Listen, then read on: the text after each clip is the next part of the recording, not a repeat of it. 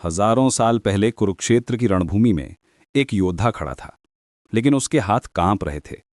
अर्जुन, जो अब तक निडर था, जिसने असंख्य युद्धों में विजय पाई थी, अचानक अपने ही रिश्तेदारों, गुरुओं और मित्रों के सामने युद्ध करने से मना कर रहा था। उसका धनुष गांडीव उसके हाथों से फिसल गया था। वो कह रहा था कि मैं इन्हें मारकर क्या जीतूंगा?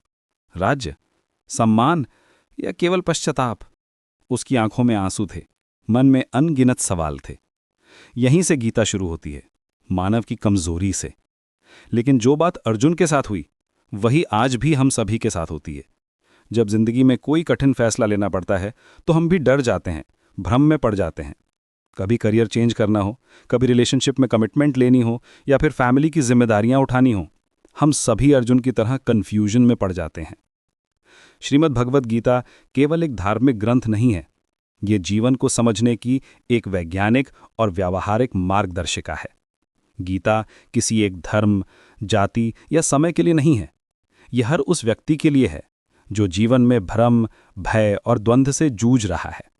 आज के समय में जब हम करियर की टेंशन में हैं, रिलेशनशिप्स की प्रॉब्लम से परेशान हैं, या फिर लाइफ के बड़े डिसीजंस लेने में कंफ्यूज्ड हैं, तब गीता के ये सिद्धांत हमारी सबसे बड़ी मदद कर सकते हैं।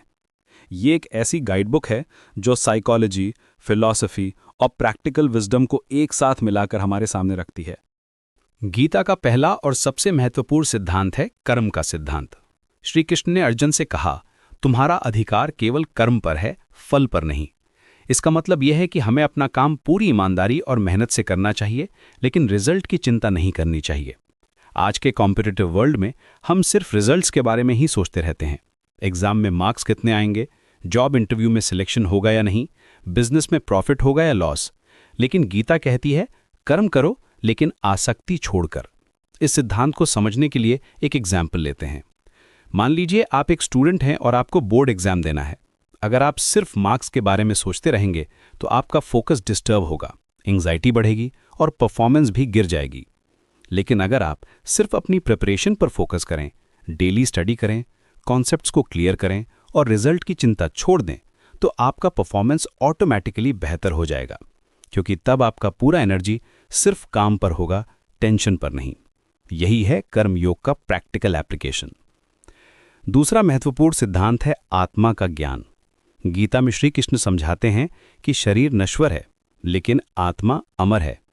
जन्म और मृत्यु केवल वस्त्र बदलने की तरह हैं।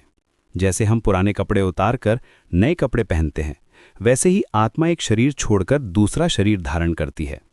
ये कॉन्सेप्ट सुनने में फिलॉसफिकल लगता है, लेकिन इसका प्रैक्टिकल फायदा ये है कि हमारा मृत्यु का भय कम हो जाता है।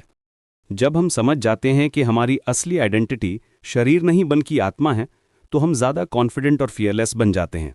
हम छोटी छोटी बातों से परेशान नहीं होते और बड़े पर्सपेक्टिव से ज़िंदगी को देखते हैं।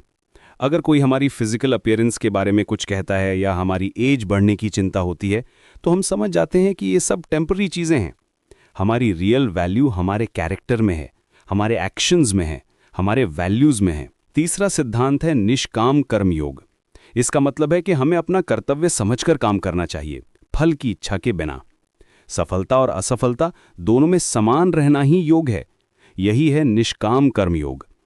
आज के टाइम में हम हर काम के बदले में कुछ ना कुछ एक्सपेक्ट करते हैं। अगर हम किसी की हेल्प करते हैं तो चाहते हैं कि वो हमारा थैंक यू करे। अगर हम ऑफिस में एक्स्ट्रा वर्क करते हैं तो चाहते हैं कि बॉस हमें अप्रिशिएट करे।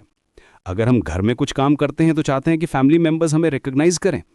लेकिन जब हम एक्सपेक्टेशंस छोड़ देते हैं तो हमारी इनर पीस बढ़ जाती है और हम जेन्युइनली खुश रहते हैं। निष्काम कर्म का मतलब ये नहीं है कि हम लेजी हो जाएं या कुछ ना करें। इसका मतलब है कि हम अपना बेस्ट एफर्ट दें, लेकिन रिजल्ट के लिए डेस्परेट ना हों। जब हम इस माइंडसेट के साथ काम करते हैं तो हमारा क्रिएटिविटी बढ़ता है, स्ट्रेस कम होता है और रिलेशनशिप्स भी बेहतर हो जाते हैं। चौथा सिद्धांत है भक्ति योग। ये सिर्फ पूजा पाठ के बारे में नहीं है। भक्ति योग का मतलब है अपने अहंकार को सरेंडर करना। जो व्यक्ति ये मान लेता है कि सब कुछ मैं नहीं कर रहा हूं, मैं केवल माध्यम हूं, वही सच्चा भक्त है। आज के समय में हमारी सबसे बड़ी प्रॉब्लम है ईगो। हम सोचते हैं कि हमारी सक्सेस सिर्फ हमारी वजह से है। हम भूल जाते हैं कि हमारे पेरेंट्स ने हमें एजुकेट किया, टीचर्स ने गाइड किया, फ्रेंड्स ने सपोर्ट दिया और कई फेवरेबल सर्कमस्टेंसेस भी मिले। लेकिन जब हम रियलाइज करते हैं कि हमारी अचीवमेंट्स में बहुत से फैक्टर्स का हाथ है, फैमिली का सपोर्ट, टीचर्स के गाइडेंस, सर्कमस्टेंसेस का फेवरेबल होना, तब हम हम्बल बन जाते हैं और दूसरों के साथ बेहतर रिलेशनशिप बना पाते हैं। ईगो जब कम हो जाता है तो हम दूसरों से सीखने के लिए ओपन हो जाते हैं, हम क्रिटिसिज्म को भी पॉजिटिवली लेते हैं और कंटिन्यूसली इंप्रूव करते रहते हैं। 5वां सिद्धांत है ज्ञान योग। गीता कहती है कि अज्ञान ही दुख का मूल कारण है। जब हम अपनी इंद्रियों पर कंट्रोल पा लेते हैं और सत्य को देखना सीख जाते हैं तो हमें स्थायी शांति मिलती है। आज के डिजिटल एज में हमारी सबसे बड़ी चैलेंज है डिस्ट्रैक्शन से बचना। Social media, entertainment, shopping, news, ये सब हमारा अटेंशन भटकाते रहते हैं। हर वक्त नोटिफिकेशंस आते रहते हैं, हर चीज़ इंस्टेंट ग्रेटिफिकेशन देती है। ज्ञान योग हमें सिखाता है कि कैसे फोकस करना है, कैसे अपने माइंड को कंट्रोल करना है और कैसे इंपॉर्टेंट चीज़ों पर कॉन्सेंट्रेट करना है। ये हमें डिस्क्रिमिनेशन की पावर देता है कि क्या ज़रूरी है और क्या नहीं। जब हम अपने सेंसेस को कंट्रोल करना सीख जाते हैं तो हम बेहतर डिसीजंस ले पाते हैं और लॉन्ग टर्म गोल्स पर फोकस कर पाते हैं। 6वां महत्वपूर्ण सिद्धांत है आत्म संयम का। गीता में एक बहुत पावरफुल सीक्वेंस बताया गया है। कामना से क्रोध पैदा होता है, क्रोध से भ्रम और भ्रम से बुद्धि का नाश, बुद्धि के नाश से व्यक्ति का विनाश हो जाता है। इसलिए आत्म संयम ही सच्ची शक्ति है। ये चेन रिएक्शन बहुत एक्यूरेट है। जब हमें कुछ चाहिए होता है और वो नहीं मिलता तो हम फ्रस्ट्रेटेड हो जाते हैं। फ्रस्ट्रेशन एंगर में बदल जाता है। एंगर की वजह से हम क्लियरली सोच नहीं पाते और गलत डिसीजंस लेते हैं। आज के टाइम में हम इंस्टेंट ग्रेटिफिकेशन के आदी हो गए हैं। हमें जो चाहिए वो तुरंत चाहिए। ऑनलाइन शॉपिंग में same day delivery, food delivery में 30 मिनट्स, एंटरटेनमेंट में बिंज वॉचिंग। लेकिन यही इम्पेशेंस हमारे गलत डिसीजंस का कारण बनती है। जब हम अपनी डिजायर्स को कंट्रोल करना सीख जाते हैं तो हम बेटर चॉइसेस कर पाते हैं, हम पेशेंस डेवलप करते हैं और लॉन्ग टर्म थिंकिंग करते हैं। 7वां और अंतिम सिद्धांत है समत्व भाव। जो हर परिस्थिति में संतुलित रहता है वही सच्चा योगी है। लाइफ में अप्स एंड डाउन लाते रहते हैं। कभी सब कुछ परफेक्ट लगता है, कभी सब कुछ गलत लगता है। कभी प्रमोशन मिल जाता है, कभी जॉब चली जाती है।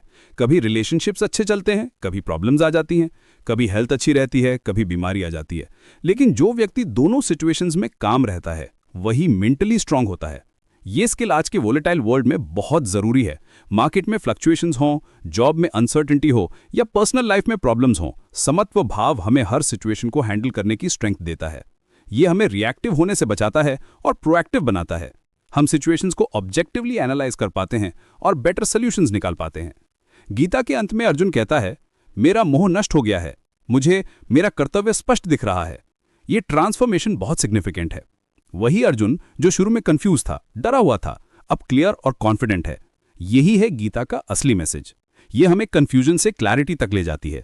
ये हमें सिखाती है कि कैसे अपने फियर्स को ओवरकम करना है, कैसे राइट डिसीजंस लेने हैं और कैसे एक मीनिंगफुल लाइफ जीनी है। आज भी गीता उतनी ही रेलेवेंट है जितनी हजारों साल पहले थी। मॉडर्न साइकोलॉजी भी इन्हीं प्रिंसिपल्स को अलग तरीके से प्रेजेंट करती है। Mindfulness, emotional intelligence, resilience, self awareness, ये सब कॉन्सेप्ट्स गीता में पहले से मौजूद हैं। ये हमें कर्तव्य, सत्य और निडरता का पाठ पढ़ाती है। ये युद्ध जीतने के लिए नहीं बल्कि जिंदगी जीतने के लिए एक कंप्लीट गाइड है। जब भी आप लाइफ में कंफ्यूज्ड फील करें, जब भी कोई टफ डिसीजन लेना हो, जब भी लगे कि आप अकेले हैं, तब गीता के इन सिद्धांतों को याद करिए। ये आपको वो स्ट्रेंथ और क्लैरिटी देंगे जिसकी आपको ज़रूरत है। गीता सिर्फ एक बुक नहीं है, ये एक मेंटर है, एक गाइड है, एक फ्रेंड है जो हमेशा आपके साथ खड़ा है।